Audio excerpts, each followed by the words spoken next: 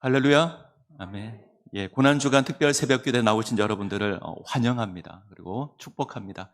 옆 사람과 인사했으면 좋겠습니다. 잘 나오셨습니다. 예, 은혜 받으세요. 예, 예. 제가 가끔 소원하는 건 이쪽도 좀 채워줬으면 좋겠습니다. 저희 교회는 유독 이쪽이 많아요. 근데 조금 이렇게 분배가 되면 좋을 것 같습니다.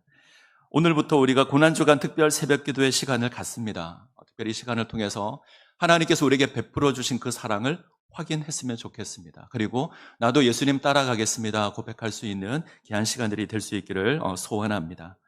한 주간 동안 마가복음 14장, 15장을 다룰 겁니다. 직접 예수님께서 고난당하는 그 장면들을 우리가 확인할 수 있을 겁니다. 이 시간을 통해서 십자가에서 보이신 그 우리 주님의 사랑을 확인할 수 있기를 원합니다. 오늘 설교 제목이 예수를 향한 아름다움을 지니라, 이런 제목입니다. 예수를 향한 아름다움을 지니라. 오늘 본문을 보시면 성전의 종교 지도자들이 예수님을 죽이려고 하는 흉계를 세우는 것에서 시작을 합니다. 대제사장들 그리고 서기관들, 이들이 예수를 죽이려고 합니다. 대제사장 그러면 아마 사두개인 쪽을 생각하시면 될 것 같고요. 서기관 그러면 바리새인들을 생각하면 될 것 같습니다. 이들이 자신을 비난하는 그 예수를 죽이려고 합니다. 그래서 계획을 세우는데 예수님을 잡을 방법이 마땅치 않습니다. 예수님 주변에는 늘 많은 사람들이 따라다녔고 잘못 저들을 예수님을 잡으려 했다가는 백성들의 원상을 받거나 도리어 일이 잘못될 수도 있습니다. 그래서 일이 좀 쉽지 않죠. 더구나 사람이 많이 모이는 명절에 억지로 예수님을 잡으려 했다가 일이 걸어칠 수도 있습니다. 그래서 이번 명절에는 하지 않기로 이들이 결심을 합니다. 14장 1절 2절을 보시면 제가 읽겠습니다. 이틀이 지나면 유월절과 무교절이라 대제사장들과 서기관들이 예수를 흉계로 잡아 죽일 방도를 구하며 이르되 밀란이 날까 하노니 명절은 하지 말자 하더라. 이들이 내리는 결론은 예수를 잡고 싶지만 명절에 잘못 잡았다가 밀란이라도 나면 안 되니까 이번엔 하지 않기로 결정을 합니다. 근데 이번 유월절에 예수님께서 죽임을 당합니다. 하지 않기로 했는데 예수께서 잡히시고 죽임을 당하죠. 이 일이 어떻게 된 것인가? 10절, 11절을 보면 그에 대한 답이 나옵니다. 예수님의 제자 중 한 명인 가룟 유다가 예수님을 넘겨줍니다. 가룟 유다가 돈을 받고 예수를 넘겨줍니다. 때문에 예수님이 이번 유월절에 죽임을 당하게 됩니다. 자, 그러면 14장 1절, 2절 다음에 바로 10절로 가도 되죠. 그게 훨씬 더 문맥에 어울릴 겁니다. 예수를 반대하던 종교 지도자들이 예수님을 죽이기를 원했지만 이번 명절에 밀란이 날까 해서 잡지 않기로 했는데 제자 중 하나가 예수님을 넘겨주어서 이번 유월절에 예수님께서 죽임을 당하신다. 이렇게 되면 내용이 훨씬 자연스러울 겁니다. 그런데 이 14장 2절과 10절 사이에 한 이야기가 끼어들었습니다. 마리아가 값비싼 향유를 가져다가 예수님의 머리에 붓는 사건이 주어졌습니다. 이야기의 흐름이 깨어졌습니다. 더군다나 시간적인 순서도 안 맞습니다. 14장 1절을 보시면 이틀이 지나면 유월절과 무교절이라, 이 말은 지금 유월절 되기 이틀 전이라는 이야기입니다. 그런데 향유를 붓는 사건, 14장 3절부터 나오는 향유를 붓는 사건은 유월절 엿새 전에 일어난 사건입니다. 그러면 4일의 간격이 있습니다. 자, 요한복음 12장 1절인데 자막을 볼까요? 요한복음 12장 1절. 자, 같이 읽겠습니다. 유월절 엿새 전에 예수께서 베다니에 이르시니 이곳은 예수께서 죽은 자 가운데서 살리신 나사로가 있는 곳이라. 이 이후에 이 마리아가 향유를 붓는 사건이 나옵니다. 그러면 유월절 엿새 전입니다. 무려 4일의 간격 차이가 있죠. 자, 이야기 흐름도 맞지 않고 시간적인 흐름도 맞지 않습니다. 그럼에도 불구하고 이 사건이 오늘 마가복음 14장 3절부터 9절에 위치하고 있습니다. 이건 저자가 고의로 기록했다는 겁니다. 흐름에도 맞지 않고 시간도 맞지 않는데 고의로 이 위치에다가 기록해 놓고 있다는 겁니다. 자, 왜냐하면 이 여인의 행동이 아주 특별하기 때문입니다. 다른 사람들과는 다른 행동을 합니다. 자, 이 사건 앞과 뒤를 보시면 예수님을 죽이려는 인간의 악한 계획이 등장합니다. 14장 1절 2절을 보시면 대제사장과 서기관이 예수님을 죽이려고 합니다. 이 여인 이야기 뒤를 보시면 가룟 유다가 예수를 죽음에 넘겨줍니다. 이 사이에 여인 이야기가 있습니다. 이걸 샌드위치 구조라고 합니다. 양쪽에 같은 이야기가 있고 가운데 다른 이야기가 있는 겁니다. 자, 이렇게 기록하는 건 이 여인의 행동이 특별하기 때문입니다. 모두가 악한 마음으로 예수를 죽이려 하는데 이 여인만 다르게 행동을 합니다. 그것이 예수님의 죽음과 어울린다. 이래서 이 본문이 위치하고 있습니다. 자, 본문을 한번 볼까요? 예수님께서 시몬의 집에서 식사하실 때에 한 여인이 나와 매우 값진 향유 한 옥합을 예수님의 머리에 붓습니다. 그러자 이 모습을 본 제자들이 흥분하고 화를 내죠. 자, 4절 5절 볼까요? 4절 5절 같이 읽습니다. 어떤 사람들이 화를 내서 서로 말하되 이 향유를 허비하느냐, 이 향유를 300데나리온 이상에 팔아 가난한 자들에게 줄 수 있었겠도다 하며 그 여자를 책망하는지라. 제자들이 보기에 이 여인의 행동이 마음에 들지 않습니다. 터무니없습니다. 너무나 귀한 향유인데 그냥 머리에 붓습니다. 제자들은 이 향유의 가치를 300데나리온 이렇게 제시합니다. 300데나리온이면 노동자 한 사람이 1년 동안 일해서 벌어들이는 금액입니다. 1년 연봉이라고 생각하면 될 것 같습니다. 그냥 머리에 붓습니다. 수천만 원의 가치가 있는데 그냥 머리에 부어버립니다. 이런 여인의 모습이 도무지 이해가 안 되는 겁니다. 제자들이 볼 때는 값비싼 것을 허비하는 것으로, 낭비하는 것으로 보입니다. 제자들의 비난이 충분히 이해가 되죠. 고급 향수가 있는데 그냥 머리에 부어버린다 이러면 우리는 아마 흥분할 겁니다. 너무 아까울 겁니다. 그런데 300데나리온입니다. 1년의 연봉입니다. 한 번에 머리에 부어버립니다. 이 말도 안 되는 행동을 이 여인이 하고 있습니다. 근데 예수님은 여인의 행동을 인정하고 칭찬하십니다. 14장 6절을 볼까요? 14장 6절 같이 읽습니다. 예수께서 이르시되 가만두라, 너희가 어찌하여 그를 괴롭게 하느냐, 그가 내게 좋은 일을 하였느니라. 예수께서 이 여인의 행동을 좋은 일 이렇게 번역합니다. 저는 이 표현을 별로 안 좋아합니다. 이건 좋은 일이 아니라 아름다운 일 혹은 적절한 일 이렇게 번역하는 게 좋습니다.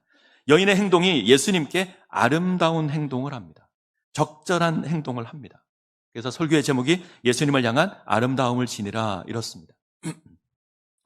좋은 일로 번역하면 선하다라는 뜻이죠. 가난한 자를 돕는 것도 선한 일이지만 내게 기름 붓는 것이 더 선한 일이다 이렇게 해석을 해야 될 겁니다. 이러면 우선순위 문제가 됩니다. 이것도 좋고 저것도 좋은데 이게 더 좋으니 이걸 해야 된다 이런 뜻이 될 겁니다. 지금 예수님의 말씀은 우선순위가 아닙니다. 여인의 행동이 옳다는 겁니다. 맞다는 겁니다. 이 상황에서는 가난한 자를 돕는 것이 아니라 예수님의 머리에 향유를 붓는 것이 옳다는 겁니다. 지금 여인의 행동이 적절합니다. 그래서 아름답습니다. 제가 아름답다라는 말을 정말 좋아합니다. 한번 말씀드린 것처럼 제가 교회를 세우면 이름을 아름다운 교회 이렇게 하려고 했습니다. 근데 제가 찾아보니 너무 많더라고요. 그래서 하지 못했는데 제가 이해하는 아름답다라는 말은 주어진 상황에 적절하다 이런 뜻입니다. 잘 어울린다는 거죠. 저희 창신동 골목시장에서 화려한 드레스를 입고 장사를 한다 이러면 제정신이 아닐 겁니다. 정장을 입고 제품을 만든다 이것도 어울리지 않는 걸 겁니다. 그런데 몸빼 바지를 입고 파티장에 있는 것도 어울리지 않겠죠. 바로 쫓겨나게 될 겁니다. 드레스나 정장은 파티에 어울리고요. 몸빼 바지는 시장에 어울릴 겁니다. 때와 장소에 맞아야 합니다. 아름답다라는 말은 이런 뜻입니다. 적절하다, 어울린다. 지금 여인이 예수님의 머리에 기름을 붓고 있는 건 적절한 겁니다. 어려운 이웃을 돌아보는 일도 중요합니다. 귀한 겁니다. 그러나 그것이 지금 적절하지는 않습니다. 죽음을 앞두고 있는 예수님에게는 향유를 붓는 것이 훨씬 더 적절합니다. 죽음을 향해 나아가는 예수님께 있어서 이 여인의 행동에 적절하다는 겁니다. 그것이 예수님의 죽음을 예비하고 있습니다. 예수님의 죽음에 어울리는 아름다운 일입니다. 자, 지금이 어느 때죠? 예수를 죽이고자 하는 흉계가 주어지는 때입니다. 대제사장과 서기관이 예수님을 죽이고자 악한 계획을 세우고 있습니다. 기회만 주어지면 예수를 잡아서 죽이려고 할 겁니다. 이때에 한 여인이 자신의 모든 것으로 예수님을 섬깁니다. 자신이 가지고 있는 가장 귀한 것으로 예수님을 섬깁니다. 향유를 붓는 겁니다. 이 여인과 반대되는 인물이 있는데 가룟 유다입니다. 성경은 12 중에 하나인 가룟 유다 이렇게 소개를 합니다. 제자 가운데 하나 이렇게 해서 제자와 분리시키지 않죠. 무슨 말이냐면 마치 제자의 대표처럼 소개가 됩니다. 그는 예수를 은 30에 넘깁니다. 은 30은 300데나리온의 절반도 되지 않습니다. 노예 한 사람의 가격입니다. 보잘것없는 금액에 예수를 배반하여 넘깁니다. 기회를 보고 있다가 예수를 넘겨줍니다. 가룟 유다만 그럴까요? 다른 모든 제자들이 그렇습니다. 다른 모든 제자들은 예수님을 절대 버리지 않겠다 맹세를 합니다. 베드로는 모든 사람이 예수를 버린다고 하지만 자신은 결코 버리지 않겠다 이렇게 장담했던 사람이 베드로입니다. 그런데 이 14장이 끝나기 전에 한 사람도 남지 않고 다 도망합니다. 성경 한 장이 넘어가기 전에 모두가 다 예수를 버립니다. 제자들이 다 예수를 버리고 도망하니라. 베드로는 예수님을 3번이나 부인하고 저주합니다. 고난의 상황에서 예수를 온전히 쫓지 못합니다. 고난을 회피하고 있으며 예수를 넘겨주고 있습니다. 지금 제자들이 그렇습니다. 300데나리온이 아깝다고 분노했던 제자들이 예수님을 은 30에 넘겨줍니다. 예수님의 죽음에 대한 두 가지 반응이 있습니다. 한쪽은 예수님의 죽음에 정당하게, 적절하게, 아름답게 행동합니다. 다른 한쪽은 죽음에 정당하지 못합니다. 한쪽은 고난이란 상황 속에서 300데나리온이나 되는 귀한 향유를 예수께 붓습니다. 다른 한쪽은 악한 마음으로 예수를 죽이고자 하며 은 30에 예수를 넘깁니다. 어떤 게 맞는 거죠? 여인이 맞는 것입니까? 아니면 제자들의 모습이 맞는 것입니까? 300데나리온의 향유를 붓는 것이 옳은 것입니까? 은 30에 넘기는 것이 옳은 것입니까?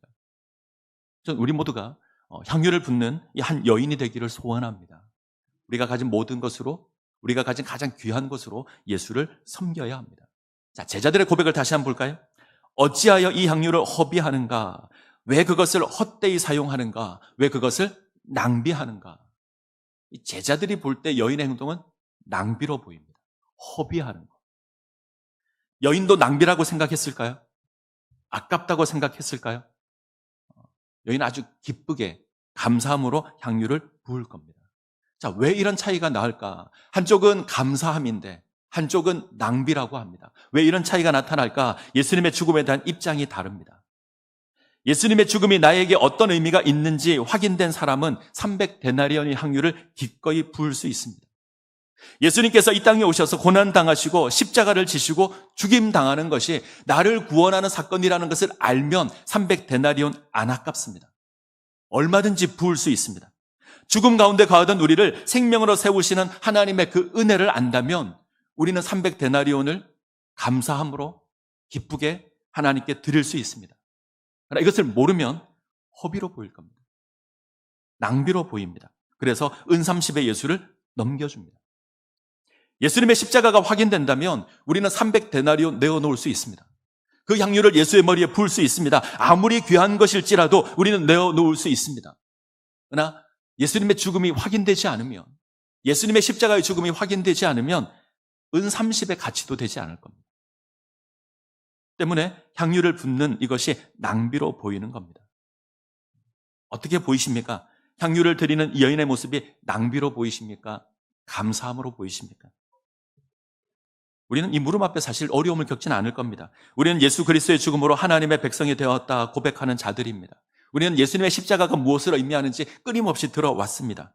그 십자가로 말미암아 우리는 구원받았다 고백합니다. 얼마든지 그렇게 고백할 수 있습니다. 문제는 우리 삶에서 이 고백이 나타나고 있는가 하는 겁니다. 우리는 향유 붓는 것을 아까워할 때가 있습니다. 예수님의 머리에 300데나리온 부어드리는 게 아깝게 생각될 때가 있습니다. 낭비라고 생각할 때가 있습니다. 그리고 세상과 타협하고 은 30에 넘겨버릴 때가 있습니다. 우리는 끊임없이 은 30과 예수를 바꾸어 버립니다. 우리가 드리는 예배가 손해라고 느껴질 때가 없으셨습니까? 내가 하나님께 예배 드리는 것이 낭비라고 생각된 적이 없으십니까? 내가 하나님께 예물 드리는 것이 아깝다라고 생각된 적 없으십니까? 우리는 끊임없이 이런 유혹을 받을 겁니다. 한 청년이 제게 찾아와 고백을 했습니다. 목사님, 11조 내는 게 너무 아깝다고 생각이 듭니다. 주일날 나와서 예배 드리는 거에 너무 아깝다는 생각이 듭니다. 뭔가 손해본다는 느낌이 든다는 거죠. 한 달 수입이 300만 원 정도 되는데 매달 30만 원씩 11조를 내는 게 아깝습니다. 같이 회사에 입사한 동료를 보면 그 돈으로 적금을 들었는데 3년이 되니 1,000만 원 정도 됩니다. 손해본다는 생각이 듭니다. 친구들은 주말마다 여행을 다니는데 뭔가 부러워 보입니다. 누구는 여행을 갈 때 나는 예배를 드려야 됩니다. 손해보는 것 같습니다. 제가 청소년부를 교육할 때가 있었는데 교회를 잘 나오던 아이가 고3이 되니 안 나옵니다. 부모를 찾아가서 확인을 해보니 학원을 가야 하니 교회를 못 보내겠다. 이 부모님이 교회 집사님이고 권사님이셨습니다. 대학을 가고 난 다음에 교회를 다니게 하겠다. 이분들에게는 예배 드리는 게 아까운 겁니다. 낭비인 겁니다. 코로나를 인해서 이것이 더욱더 심각해졌습니다. 우리는 코로나 때 어쩔 수 없이 온라인 예배를 드렸는데 이제는 좀 이게 익숙해져 버렸습니다. 예배당에 나가서 예배 드리는 것이 예전에는 반드시 그러해야 된다고 생각을 했는데 이제는 안 그래도 된다고 생각을 합니다. 그것이 때로는 허비로 보이고 낭비로 보입니다. 그래서 교회와 멀어졌습니다. 어떤 목사님께서 지금 한국 교회는 100% 침체를 겪고 있다. 모든 교회가 침체를 겪고 있다라고 진단을 했습니다. 코로나를 겪으면서 한국 교회가 어려움을 겪고 있는 겁니다. 1000명이 넘던 교회가 지금 600명, 700명 출석을 하고요. 700명 출석하던 교회는 한 400명 정도 출석합니다. 한 500명 출석하던 교회는 300명으로 줄었습니다. 금요 기도회가 없는 교회가 허다하고요. 주일 오후 예배가 없는 교회가 허다합니다. 왜 이런 현상이 일어났을까? 저는 예수님께 300데나리온 바칠 믿음이 없어서 그렇다 이렇게 생각합니다. 예배당에 출석하는 것이 낭비로 보이는 겁니다. 하나님께 예배 드리는 것이 허비로 생각되는 겁니다. 굳이 예배 드려야 될 이유를 모르는 겁니다. 자, 이런 우리에게 여인의 모습은 지나치게 보일 수 있죠. 무슨 의도로 그것을 허비하느냐? 왜 그렇게까지 희생하느냐? 주일날을 철저히 지켜가면서 예배 드리는 것이 무슨 의미가 있느냐? 너의 삶을 희생하면서 예수를 따르는 것이 무슨 가치가 있느냐? 차라리 너 하고 싶은 거 하라. 이 제자들의 항의가 우리 가운데 고스란히 주어질 겁니다. 우리는 때때로 예수님의 가치에 실망하고 예수를 은삼십에 넘겨줍니다. 바쁜 일이 있으면, 뭔가 하고 싶은 일이 있으면 우리는 얼마든지 예배를 건너뛸 수 있습니다. 뭔가 하나님께 드리는 예물이 아까워 보일 때가 있습니다. 때문에 세상을 향해 나아가서 이렇게 고백합니다. 내가 예수를 너에게 넘겨주리니 얼마를 주겠느냐? 세상과 타협합니다. 우린 예수 그리스도를 온전히 알아야 합니다. 왜 예수님께서 이 땅에 오셨는지 우리는 확인하셔야 합니다. 죄 없으신 예수님께서 왜 거친 십자가를 지시고 갈보리 언덕을 오르셔야 했는지 기억하셔야 합니다. 나 때문에 그렇게 하셨습니다. 나를 구원하시려고 그렇게 하셨습니다. 아무 소망 없었는데, 절망이었는데, 하나님 없는 삶을 살았는데, 그런 우리를 위해서 이 땅에 오셨고 십자가를 지시고 죽으셨습니다. 헛된 인생을 살아갔는데 가치 있는 인생을 만들려고 하나님 그렇게 하셨습니다. 이 인생을 예수님께서 구원하십니다. 우리 죄를 대신해서 고난을 당하십니다. 우리 허물을 인하여 찔리십니다. 우리 죄악을 인하여 상함을 입으셨습니다. 우리를 위하여 징계받으시고 우리를 위하여 나음을 입었습니다. 정말 낭비가 있다면 이것이 낭비죠. 하나님께서 우리를 위하여 죽으시는 게 어떻게 따지면 그게 정말 낭비죠. 허비죠. 낭비를 찾는다면 이것이 낭비일 겁니다. 어떻게 하나님이 나를 위해서 당신의 목숨을 내어줄 수 있습니까? 아무런 가치 없는 나를 위해서 어떻게 그분이 죽으실 수 있습니까? 낭비를 따진다면 그것이 낭비일 겁니다. 근데 하나님께서는, 예수님께서는 낭비라고 생각 안 하실 겁니다. 예수님에게는 당신의 목숨을 내어놓는 이것이 낭비가 아닐 겁니다. 우리를 위하여 죽으시는 것이 낭비가 아닙니다. 하나님의 생명과 우리의 생명을 바꾸는 것이 하나님에게는 낭비가 아닙니다. 우리 하나님 그렇게 생각하실 겁니다. 왜 그렇죠? 하나님 우리를 사랑하시기 때문에 그렇습니다.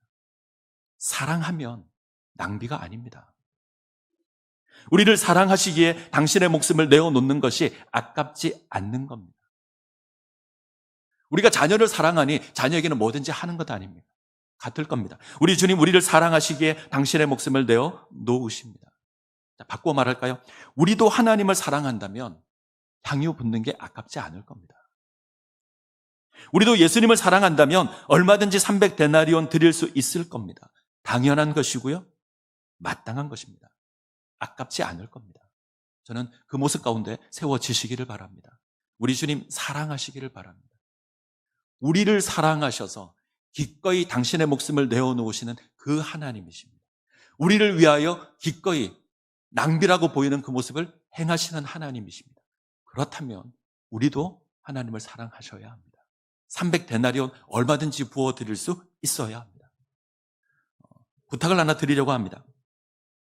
제가 헌금을 강요하지는 않는데 부탁을 드리려고 합니다.